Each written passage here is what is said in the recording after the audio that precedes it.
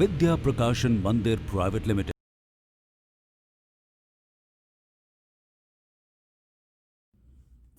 बच्चों, आपके मन में ज़रूर आता होगा कि ये धरती, आकाश, नदियाँ, तालाब, सागर, समुद्र, पेड़ पौधे, ये सब किसने बनाया है?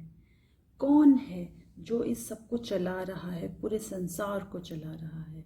और शायद आप ये भी कहते होंगे कि ये सब भगवान ने बनाया है। पर स्वयं भगवान रहते कहाँ हैं? वो हमें कभी नज़र क्यों नहीं आते हैं? ये सवाल भी मन में ज़रूर आते होंगे।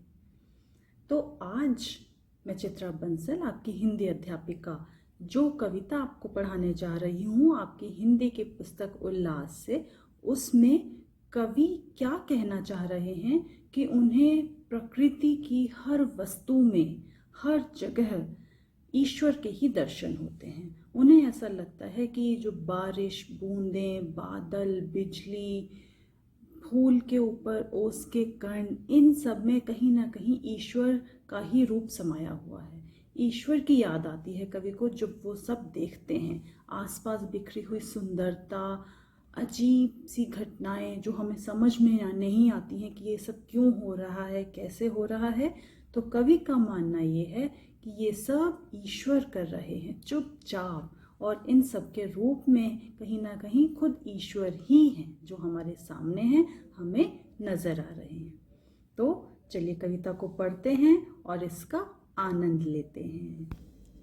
तो कविता का शीर्षक है याद तुम्हारी आती है, और यह तुम्हारी किसके लिए कहा गया है? ईश्वर के लिए।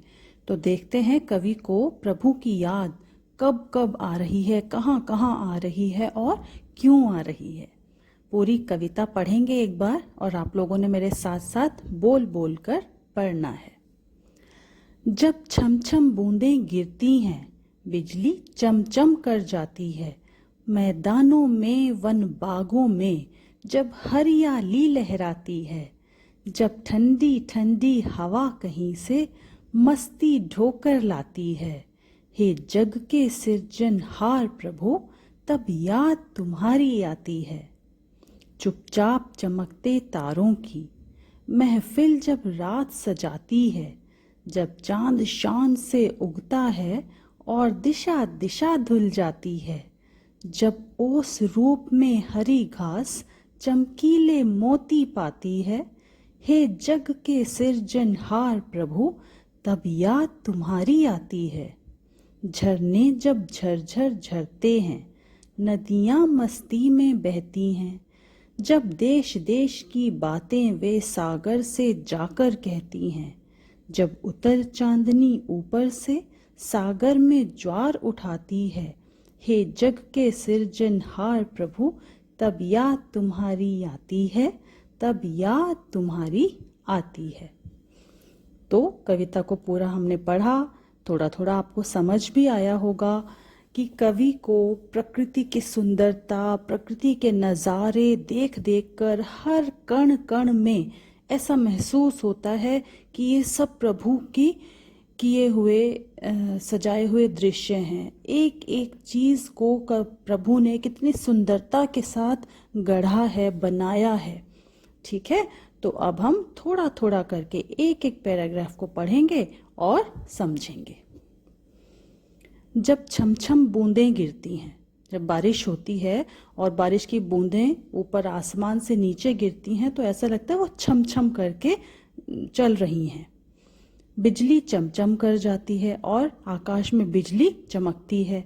मैदानों में, वन बागों में जब हरियाली लहराती है, यानी कि जब ऐसा सब कुछ होता है, वर्षा होती है, आकाश में बिजली चमकती है और मैदानों में, वनों में, बागों में हरियाली फैल जाती है, हरियाली छा जाती है, और ठंडी ठंडी हवा, ऐसा लगता है वो अपने साथ मस्ती लेकर आई है। जब ऐसा मौसम होता है, सुहाना मौसम, तो हम सब मस्ती में भर जाते हैं।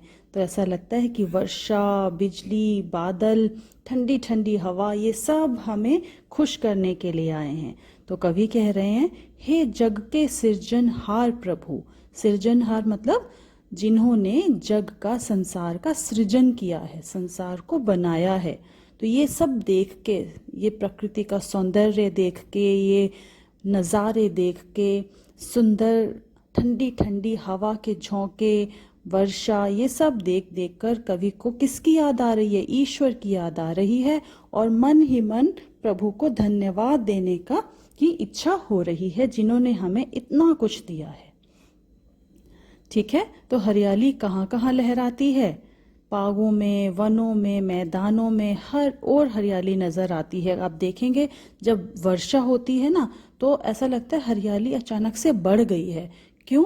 क्योंकि बारिश जो है सभी पेड़ों को, पत्तों को धो देती है, तो सब कुछ एकदम हरा भरा लगने लगता है। आगे देखिए, चुपचाप चमकते तारों की महफिल जब रात सजाती है। आकाश में रात में तारों से कितना सुंदर लगता है पूरा आकाश। ऐसा लगता है कि तारों की महफिल ने चांदनी रात में, ऐसा लगता है कि तारों ने इस आकाश को, रात्रि के आकाश को और भी सुंदर बना दिया है। और उन तारों के बीच चांद जब नजर आता है, ऐसा लगता है वो शान से उग रहा है। क्यों? क्योंकि तारों की चमक हल्की होती है, पर चांद उनमें एक अलग ही, अनोखा ही सुंदर लगता है। तो मानो वो शान से निकल कर आ रहा हो उन सब तारों के बीच में। तो और उसकी चांदनी जो होती है वो दिशा दिशा धुल जाती है। ऐसा लगता है कि चांद अपनी चांदनी से पूरी दिशाओं को धो रहा है, चमका रहा है। जब ओस रूप में हरी घास चमकीले मोती पाती है, और सुबह देखो हरी हरी घास के ऊपर ओस की बूंदें ऐसी लगती हैं मानो मोती बिखरे हों। तो घास को मिले इन चमकीले ओस के मोतियों को देखकर भी कवि को किसकी याद आती है? प्रभु की, जिन्होंने इस सब की रचना की है, इनका सृजन किया है, इन्हें बनाया है। आगे देखते हैं। झरने जब झरझर झरते हैं, नदियां मस्ती में बहती हैं।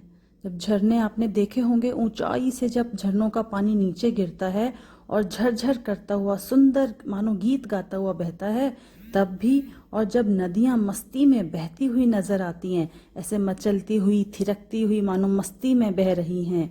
और जब देश देश की बातें वे सागर से जाकर कहती हैं। ऐसा क्यों कहा है कवि ने? क्योंकि नदियां तो न जाने कितने देशों से, प्रदेशों से बहती हुई और अंत में किस में जाकर मिल जाती हैं? सागर में। मानो वो देश देश में घूमती हुई आती हैं और हर जगह जो कुछ वो देखती हैं, जो कुछ वो महसूस करती हैं, वो सारी बातें किसको जाकर बताती हैं? सागर को। जब उतर चांदनी ऊपर से सागर में ज्वार उठाती है। आपको पता है जब चांदनी रात होती है ना, पूर्णमासी, जब जिस दिन पूरा चांद नजर आता है रात में आकाश में, तो चांदनी रात में सागर की लहरें बहुत तेज तेज उठती हैं, जिसको हाई टाइड्स कहते हैं। तो जब उसको किस तरह से देखा है कवि ने, किस तरह से वर्णन किया है कि जब चांदनी ऊपर से उतर के और सागर में ज्वार उठाती है, यानी कि चांद की चांदनी को देखकर सागर में भी ऊंची ऊंची लहरें उठती हैं, मानो वो उस चांद से मिलना चाहती हूँ। तो ये सब देखकर, इतना सुंदर खूबसूरत दृश्य देखकर कवि को प्रभु की याद आ रही है। सृजनहार प्रभु, तब याद तुम्हारी आती है। मतलब हर तरफ जो कुछ बिखरा हुआ है, इतना हैरान कर देने वाला, हमें खुश करने वाला मौसम, ऋतुएं, वर्षा, बादल, चांदनी, सागर, नदियाँ, सब कुछ भगवान का ही दिया हुआ है। इसीलिए कवि को सब कुछ देखकर बार बार प्रभु की याद आ रही है, और वो उन्हें इन सब चीज़ों के लिए मन से धन्यवाद देना चाहते हैं। और उन्हें ऐसा लग रहा है मानो इन सब के रूप में प्रभु ही हमारे सामने प्रस्तुत हैं, और हमारे साथ कभी चांदनी के रूप में, कभी सागर, बादल, कभी बिजली, इन सब विभिन्न रूपों में भगवान ही हमारे सामने आते हैं और हमारे साथ इस संसार का आनंद लेते हैं। तो बच्चों, देखा आपने, अगर हम भी ऐसा सोचें कि हर तरफ जो भी कुछ हो रहा है, जो भी कुछ नज़र आ रहा है, कण कण में वो भगवान ही हैं जो हमारे सामने विभिन्न रूपों में आते हैं, तब हमें यह सृष्टि, ये संसार और भी खूबसूरत लगेगा।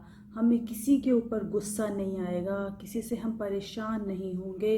क्यों? क्योंकि हमें ऐसा लगेगा कि हर किसी के अंदर भगवान ही तो हैं, हमारे अंदर भी और दूसरों के अंदर भी। प्रकृति की हर चीज़ में तो हमें हर चीज़ सुंदर लगने लगेगी, अच्छी लगने लगेगी, और किसी के प्रति भी हमारे मन में कभी गुस्से का या घृणा का भाव नहीं आएगा। तो ऐसा सोचने की कोशिश कीजिए, प्रकृति से प्रेम कीजिए और उसकी सुरक्षा के लिए हरदम कार्य कीजिए। अब हम चलते हैं, अगला पाठ फिर एक साथ पढ़ने के लिए मिलेंगे। विद्या प्रकाशन मंदिर प्राइवेट लिमिटेड।